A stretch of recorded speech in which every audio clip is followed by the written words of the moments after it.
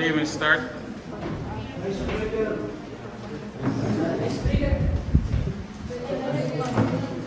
Assalamualaikum warahmatullahi wabarakatuh, and assalamualaikum to everybody. Before we get started with your point, mag-isa muna ng konti regarding yesterday. Yesterday, we talk about the reason kung bakit may ginagamit tayo na models every time na mag-purchase tayo ng inventory. And one of the reasons is that para maka-less tayo sa ordering cost at saka sa holding cost. So now, meron din mga purposes if ever ba na marami yung i-store natin na inventory. And at the same time, meron din mga cost na na-incur natin every time na bibili tayo ng maraming or mag-store tayo ng maraming inventory. So what, for example, sa purposes is that the reason bakit tayo bumibili ng marami is that para smooth yung manufacturing process natin. Kasi for example, if ever kulang kayo ng inventory kasi hindi kayo bumili ng marami, so ang tendency is pwedeng mag-stop yung operation nyo, which is negative reason kaya bumibili tayo ng marami is that para smooth yung manufacturing process natin. Another example naman sa cost na na-incur natin every time na mag-store tayo sa inventory is yung sa opportunity cost. No? Like for example, sobra-sobra yung inventory na store natin or nabili natin, ang tendency is that hindi naman one time is mabibenta natin. So, every inventory na nakatago sa warehouse natin is equivalent of money. So, if ever man na yung hindi man tayo bumili ng marami ng inventory, hindi sana yung money na yun is in-invest natin somewhere like for example in securities, so nag-earn pa tayo ng interest. So, ganun yung sa opportunity cost. And also, we talk about the EOQ model from which sinasagot niya yung tanong na ilan ba dapat yung bibili natin na unit of inventory. So now, we will move to the pre-order point from which kung si EOQ, ang sinasagot niya is kung ilan yung order natin, ang units na i-order natin, si reorder point naman is kailan ba dapat tayo mag-order. So, for example, kung kung ang i-order natin is, di ba ang result plus is 200. So now, kapag nanilalabas sa 200 na yun is 50 units, is saan ba tayo mag-order ulit ng purchases or kapag isa na lang. Kasi if ever, for example, kung isa na lang yung natala na inventory, tapos sakalan tayo mag-order, kailangan din natin i-consider yung lead time. Again, yung lead time is yan yung time na ma-receive natin. So, kapag let's say, isa na lang yung natira sa inventory natin, tapos pwede natin siyang mabenta within the other day, tapos nag-order lang tayo kahapon, tapos nabalik niya is 10 days. So parang may vacant day na parang wala tayong inventory. So parang ma-apektuhan yung operation. So because of pre-order point, malalaman natin kung kailan ba dapat talaga yung kailan dapat talaga tayo mag-order from which mauubos natin yung natitirang inventory at the same time pag dumating yung bagong order natin yung inventory is meron pang natitira. So, mayroong mga terms na dapat tayong malaman dito.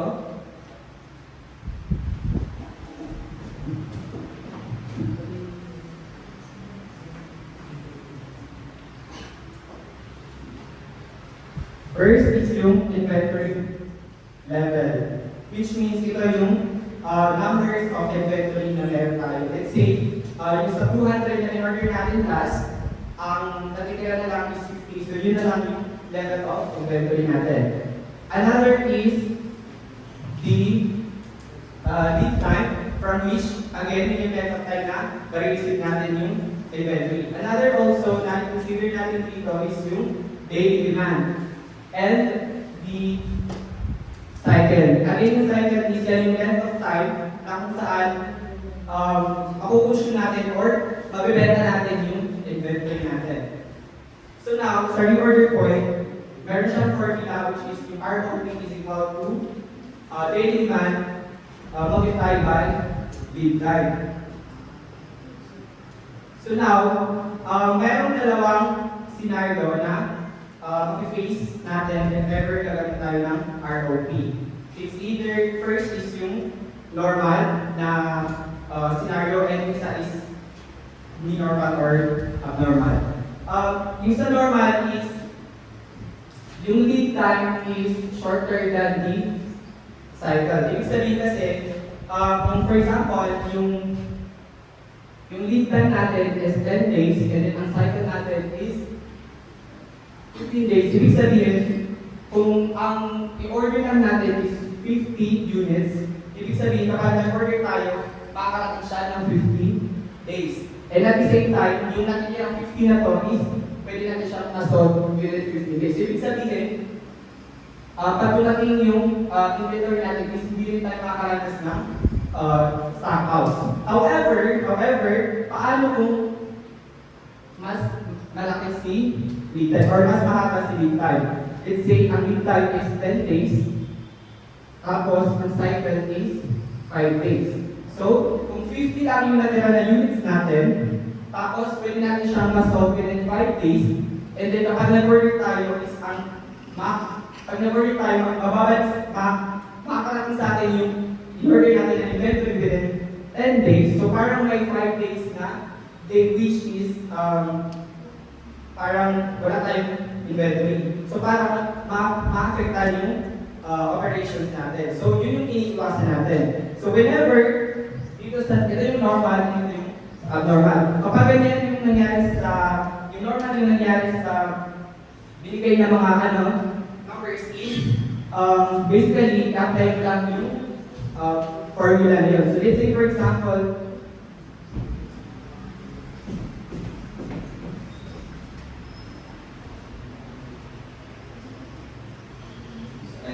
mag-refer tayo kay line 4. So di ba, mayroon nakabigay na lead time and at the same time yung kanyang daily demand. So now, substitute mo lang yung mga amount na yan and then makuha natin yung units. So now, the result is 27.4 units. Ibig sabihin, kapag let's say, nag-order tayo ng 200. So kapag nabenta natin at natira lang is 57.4 units, ibig sabihin, that's the time or that's the right time na mag-order na naman tayo ng inventory. Now, if ever naman, what if mas mahaba is yung sa cycle? So, basically, kapag mas mahaba yung sa cycle, i-minus mo lang yung lead time sa cycle. And then yung magiging result is yun yung bago mong lead time. And then if ever sobrang haba talaga yung lead time first sa cycle, i-minus mo lang siya ng i-minus hanggang sa makarating ka sa which is ang mas malaki si cycle compared kay lead time.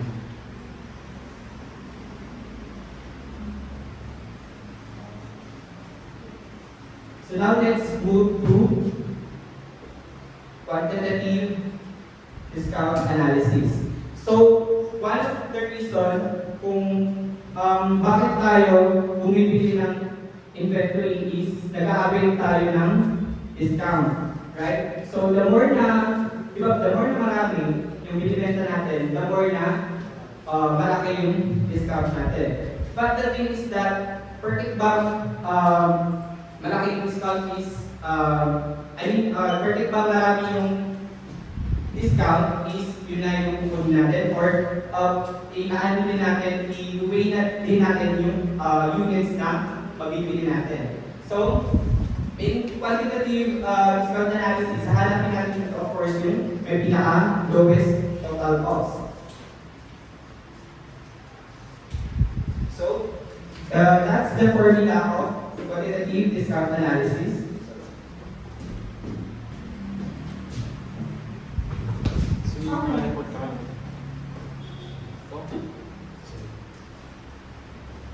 Okay, so since we are now on the formula for the quantitative discount analysis, as you can see, To be able to qualify for the competitive discount, we have the total cost, which is equivalent to the product cost. So, paano makuha si product cost? That is the annual demand times the product price plus yung annual ordering cost, which is the demand over the quantity times the ordering cost plus annual holding cost, which can be computed by dividing the quantity over 2 times the holding cost. Okay, so let us move on to the sample problem. But before that, let us first keep in mind kung ano yung steps na gagawin natin to compute for the quantitative discount. So the first one, for each discount, we have to calculate the optimum quantity. How? Diyan natin i-apply yung formula ng economic order quantity, which is the optimum quantity equals the square root of 2 times the demand times the ordering cost over the holding cost. For the step 2, we have, if optimum quantity for a discount does not qualify, choose the smallest possible order size to get the discount. Later, we can elaborate that one through the problem. Number 3, compute the total cost for each optimum quantity or adjusted value from the step 2. Diyan natin i-apply yung formula na total cost is equivalent to the product cost plus yung annual ordering cost plus yung annual holding cost. And for the last step, we select the optimum quantity that gives the lowest total cost. So let's apply these steps. Okay, so Mon store sells yo-yos which has an annual demand of 4,000 units. Recently, it has been offering quantity discounts as shown in the table below. The ordering cost is 80 pesos per order and the average inventory holding cost is estimated to be 20% of the product cost. So, the question is, should Mon take the offer? Okay. So, di ba kanina na-discuss natin yung steps? So, sa step 1, ano nga yung price natin sa dun galing sa table? Di ba 5, 4.75 at saka 4.50. So let's start with the 5 pesos na price. We have an ordering cost of 80, tapos yung holding cost natin, multiply the product price, which is 5, that is 1 peso. And then, compute for the optimum quantity by substituting the given.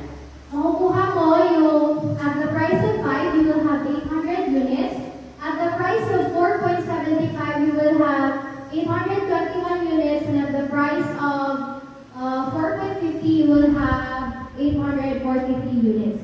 Gets by step 1? Okay.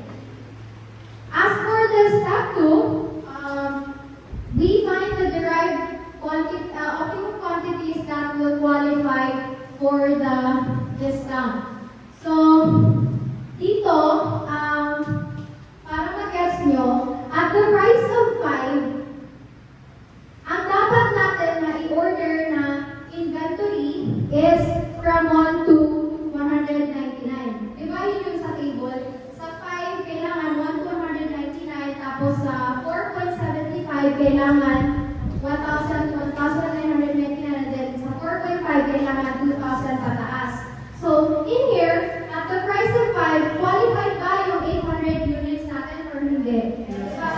Siyempre, qualified siya kasi pasok siya doon sa 1 to 999. Then, sa 4.75, hindi siya qualified. We will disregard kasi kailangan natin ng 1,000 units to qualify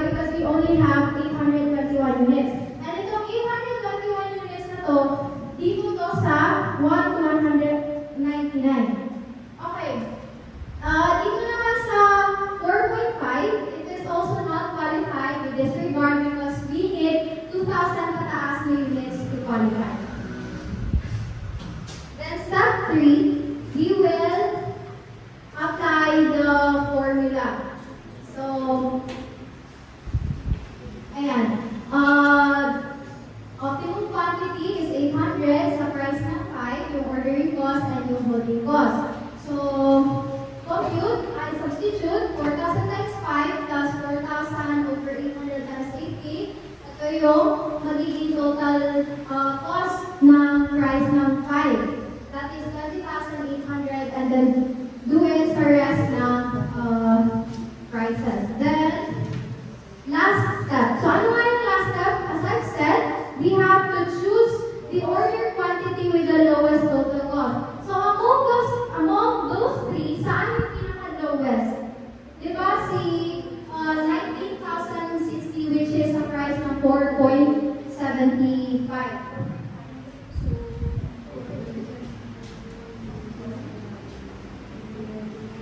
Okay, so let us now move on to the ABC analysis. So, itong ABC analysis na to,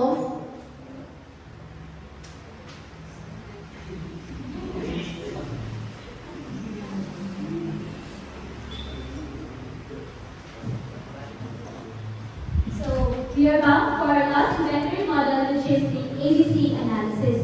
So the ABC analysis will guide managers in determining which among the items in its inventory will have to be subjected to the EOQ technique. It recognizes the fact that some inventory items need to be closely monitored than the others, thus the very core of the analysis is the classification of all items purchased with organization by classifying it to three groups, which is the Group A, Group B, and Group C.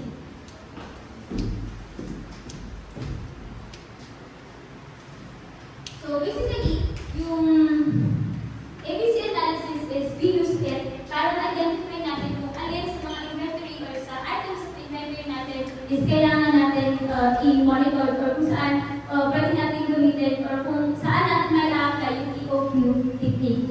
So it is divided into three groups. So the first one is the Group A. So the Group A, the items in this Group A are considered as the critical to the operation of the organization. Hence, the inventory must be really monitored. So sa Group A,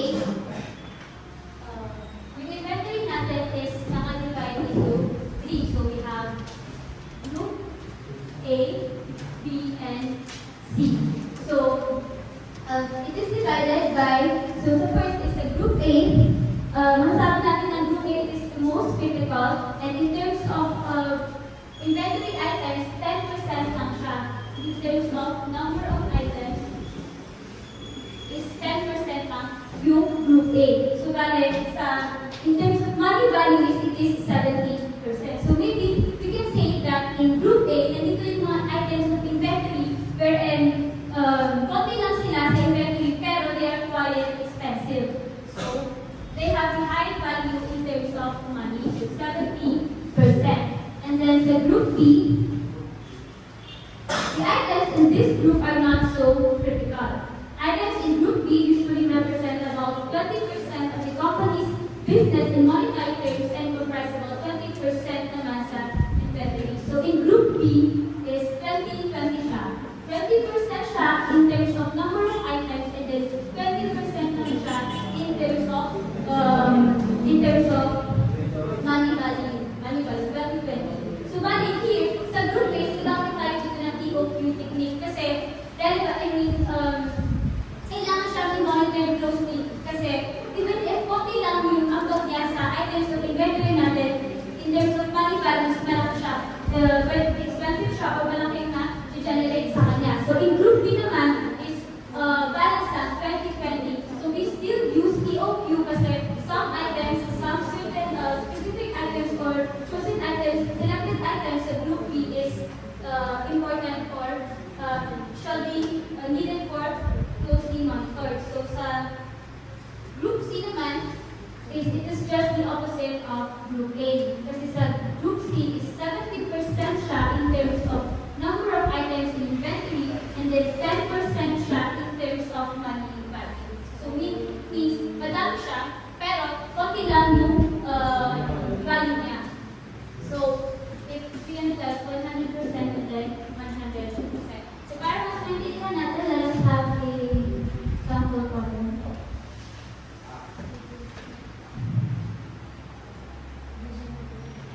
So a firm has 1,300 assorted items in the inventory amounting to 23 million. So in general, determine the number of items and the value of these items in each group. So let's say yung firm labs meron siyang 1,300 na inventory items and these are assorted. So ang first step na gagawin natin is i-classify natin siya into sinabi ko kanina na group A, B, and C.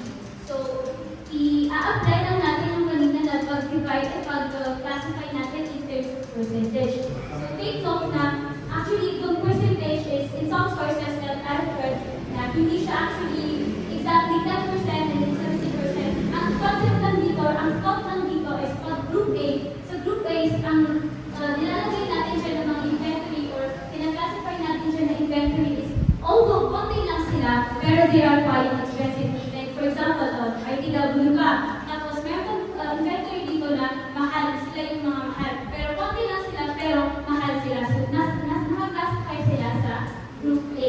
So sa group B naman, ang thought lang dito is balance, 20-20%. So percentage, parang kung gaano siya madami in terms of number of items in inventory, ganun din siya in terms of money value. Sa group C, madami siya, although madami siya yung number of items in inventory, pero konti lang yung in terms na in money value. So dito, if we have 1, 3, we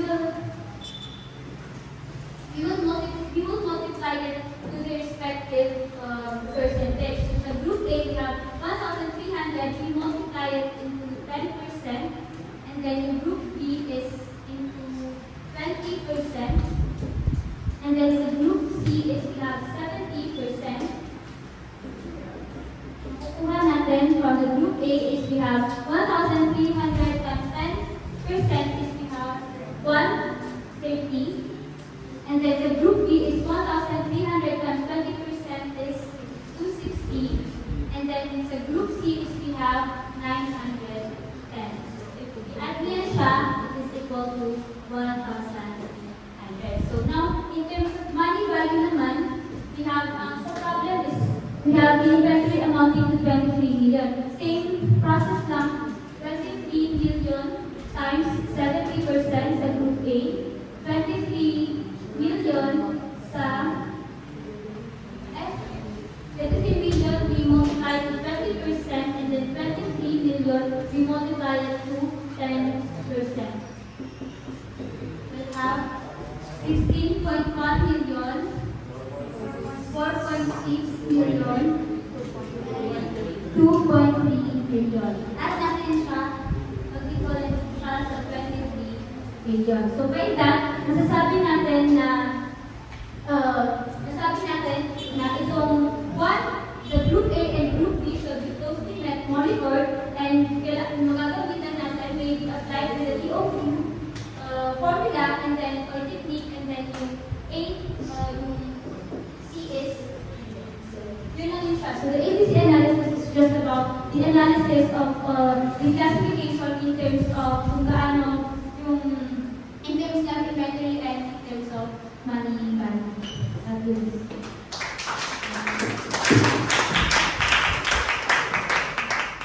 Example problem nyo sa reorder point.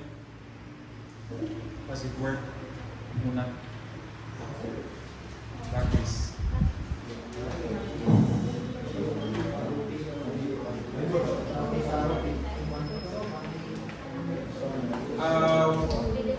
Wala lang muna, unahin muna natin yung quantity discount analysis, yung question number 4, Miss Juhaira.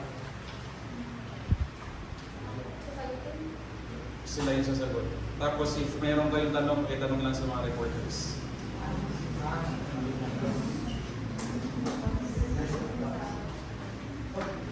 Hindi kayo gumawa ng problem sa reorder point, kaya sinasagutan nila ito.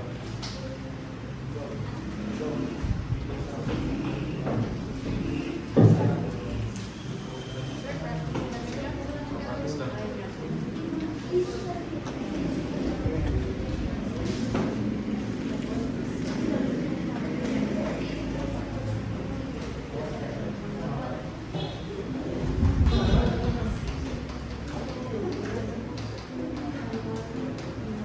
Meron ba sa likod? Order point? Order point, wala? Ikaw lang kayo. Kahit anong numbers.